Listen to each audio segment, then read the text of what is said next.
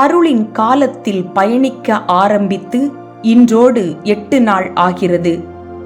அருளின் வாய்க்கால்களை களையெடுத்து சீர் செய்து பலருக்கும் பாய்ந்து சென்று பலன் தரும் பக்குவம் கொண்ட மனிதர்களாக வாழ்க்கை தடத்தில் நடைபோடும் உங்கள் அனைவருக்கும் உறவின் வாழ்த்துக்கள். இன்றைய நற்செய்தி பகுதியாக புனித லூக்கா அதிகாரம் 11 இறைவார்த்தைகள் 29 முதல் 32 முடிய உள்ள இறைவார்த்தைகள் கொடுக்கப்பட்டுள்ளது. அடையாளம் கேட்கும் மக்களுக்கு யோனாவின் அடையாளத்தை நினைவுபடுத்தியதோடு மனமாற்றத்திற்கும் ஒரு ஆழமான, அழுத்தமான, சவாலான அழைப்பு விடுக்கிறார் இயேசு.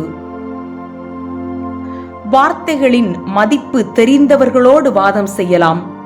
வார்த்தைகளால் வாதம் செய்பவர்களோடு மௌனமாயிருப்பதே நல்லது என்பதை புரிந்து கொண்ட இயேசு, யோனாவின் அடையாளத்தையே நீங்கள் நம்பவில்லை, பின் என்னதான் அடையாளம் செய்தாலும் நீங்கள் மாறப்போவதில்லை என்பதை சற்றே வேதனையோடு விளக்குவதை பார்க்கின்றோம்.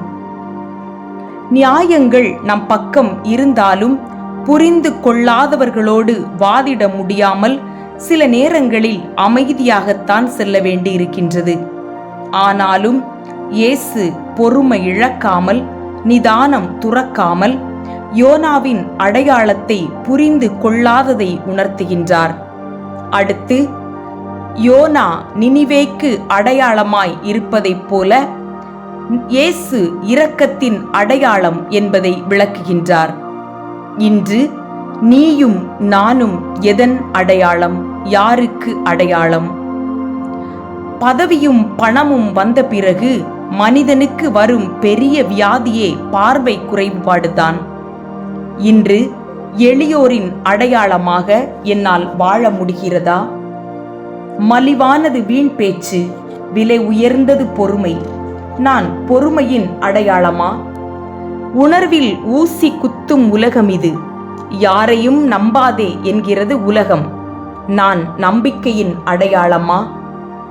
மகிழ்ச்சியின் வித்து என் சொத்து, சூழ்நிலைகளை ஏற்கும் பக்குவம் என்னிடம் உண்டு என்கிறேனே, நான் மகிழ்ச்சியின் அடையாளமா? சிறிய குறைகள் கூட பெரிதாகி விடுகிறது அன்பு இல்லாத இடத்தில். பெரிய குறைகள் கூட மன்னிக்கப்படுகிறது அன்பானவர் இதயத்தில். நான் அன்பின் அடையாளமா? நேசிப்பது அழகு, நேசிக்கப்படுவது பேரழகு. நான் நட்பின் அடையாளமா? மௌனமாய் சில நேரம், மனதோடு சில நேரம், மகிழ்ச்சியாய் சில நேரம், மன வருத்தத்தோடு சில நேரம் என்று கழிகிறது என் பொழுது. நான் ஆசீர்வாதத்தின் அடையாளமா?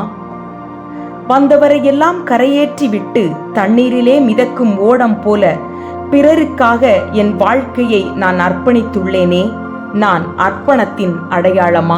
சிந்திப்போம். இன்றும் இயேசுவை பார்த்து அடையாளங்களை கேட்கும் மக்களுக்கு எனது அன்பால், பரிவால், புன்னகையால், மகிழ்வால், பொறுமையால், எளிமையால், இனிமையால், நம்பிக்கையால், ஏற்றுக்கொள்ளுதலால், மன்னிப்பால், உழைப்பால் இயேசு என்னை அடையாளப்படுத்த விட்டு விடுவோம்.